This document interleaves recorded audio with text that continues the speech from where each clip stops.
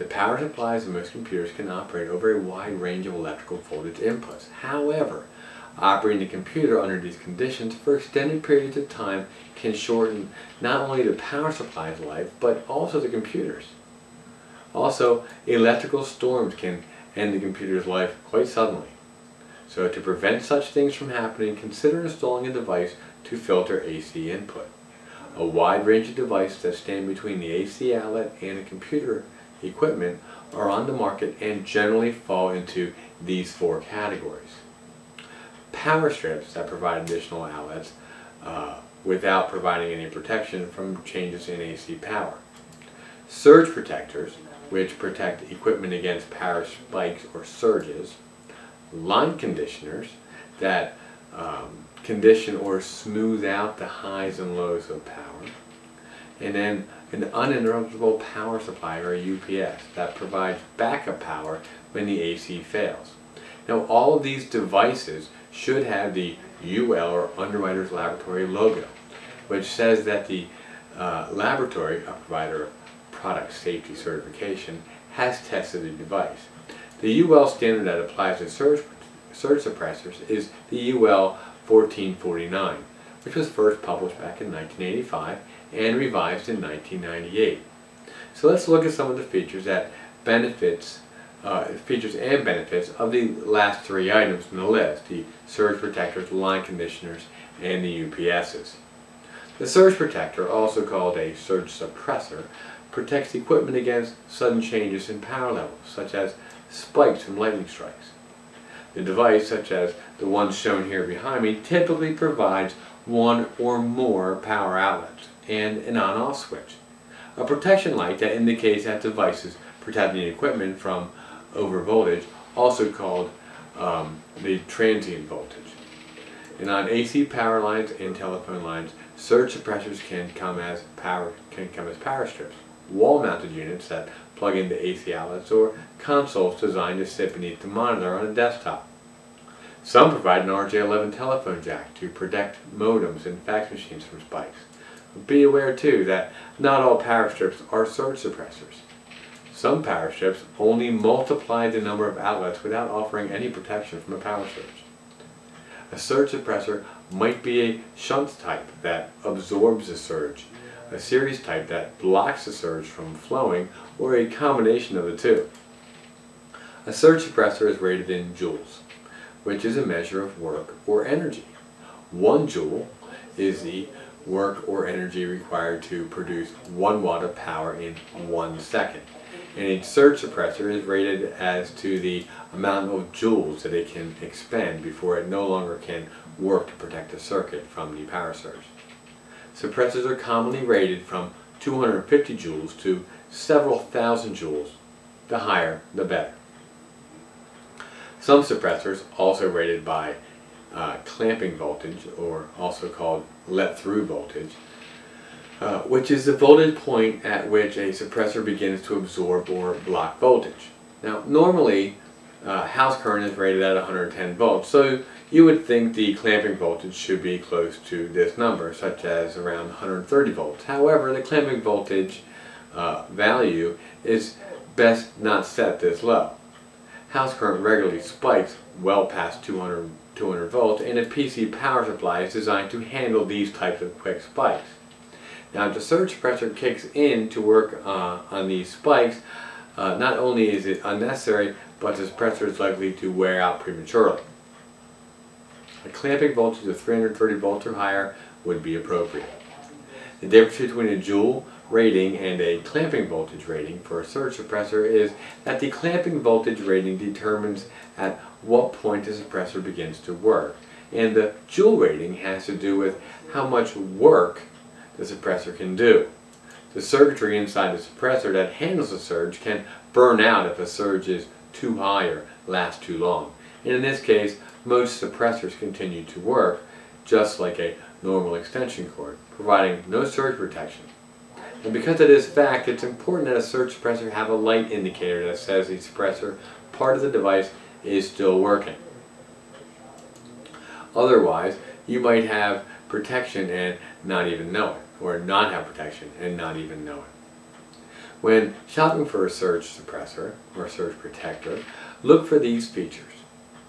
Joule rating, more than 600 joules, and the time it takes for the protection to start working, less than 2 nanoseconds is good. Warranty for the connected equipment, a UL seal of approval, a light that indicates the surge protection is working, a let-through voltage rating, line noise filtering. If you use a phone line with internet access, look for a data line protector to protect the modem from spikes in the phone line. When you plug in the surge protector, note that if the protector is not grounded using a 3-prong outlet, the protector cannot do its job. One more thing to consider. You can purchase a whole house surge protection system that is installed by an electrician at your breaker box. It's more expensive, but your entire house or office building is protected. Next, let's talk about line conditioners. In addition to providing protection against spikes, line conditioners, also called power conditioners, regulate or condition the power, providing continuous voltage during brownouts. These voltage regulators can come as small desktop units. They provide a degree of protection against swells or spikes, which are temporary voltage surges, and raise the voltage when it drops during brownouts or sags, temporary voltage reductions. They also filter EMI, RFI, interference from the electrical line.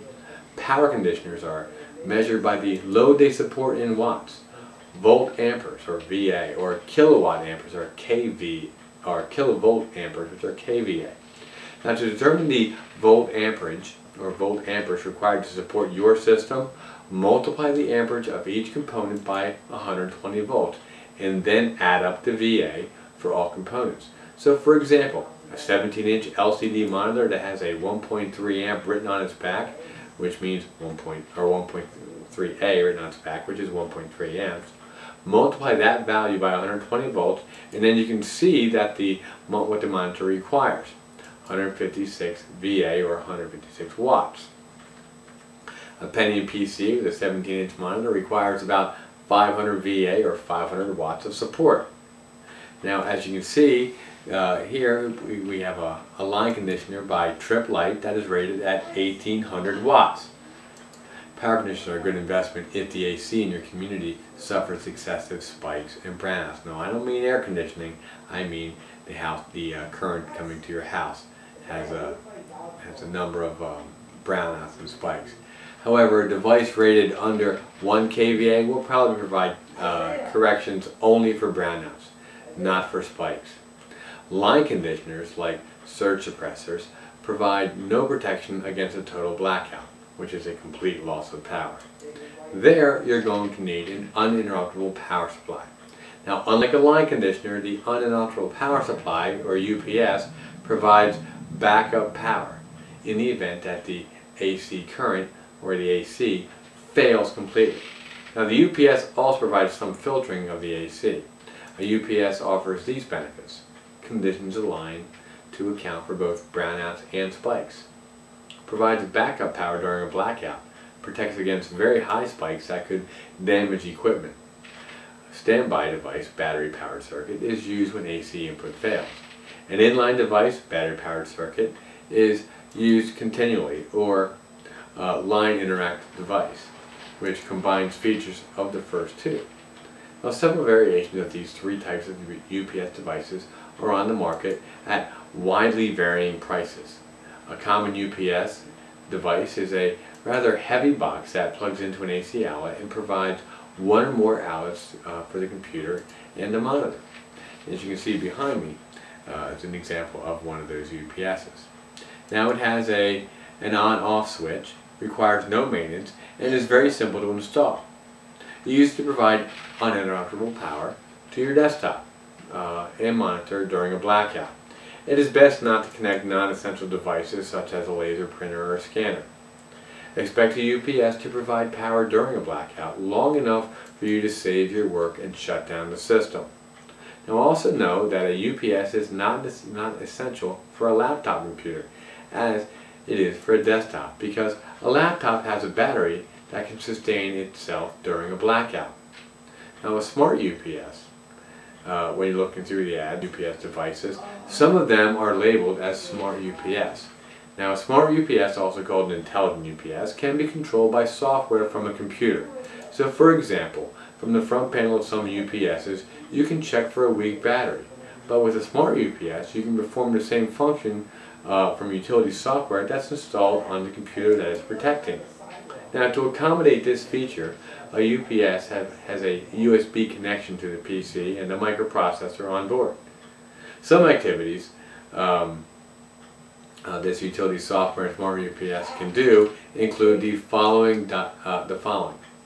It can diagnose the UPS, check for a weak battery, monitor the quality of electricity received, monitor the percentage of load the UPS is carrying during a blackout, automatically schedule a weak battery test for UPS diagnostic tests.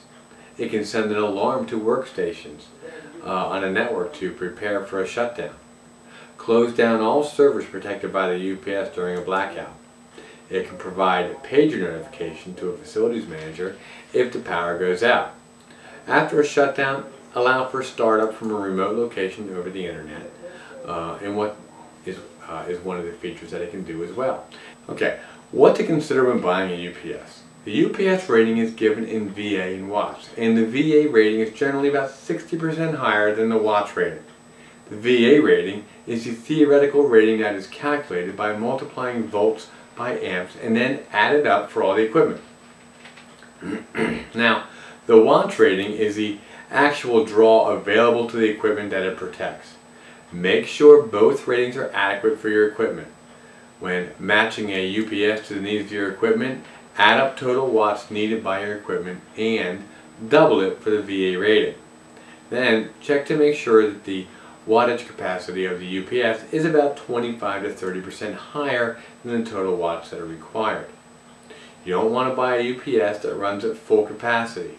This is especially important for an inline UPS because this type of UPS is constantly recharging the battery. If this battery charger is operating at full capacity, it is producing a lot of heat, which can reduce the battery's life. You should also be aware of the degree of the line conditioning that the UPS provides. Consider the warranty and service policies as well as the guarantee of the UPS manufacturer that they give for the equipment that the UPS protects. For example, one standby UPS by Chpt that costs less than $100 claims to support up to 450 VA or 280 watts of power for up to 4 minutes during complete power failure, or 225 VA/140 watts for up to 15 minutes. Now, the battery has an expected lifetime of 3 to 6 years. This smart UPS has a USB connector to a computer and carries a guarantee of connected equipment of $100,000.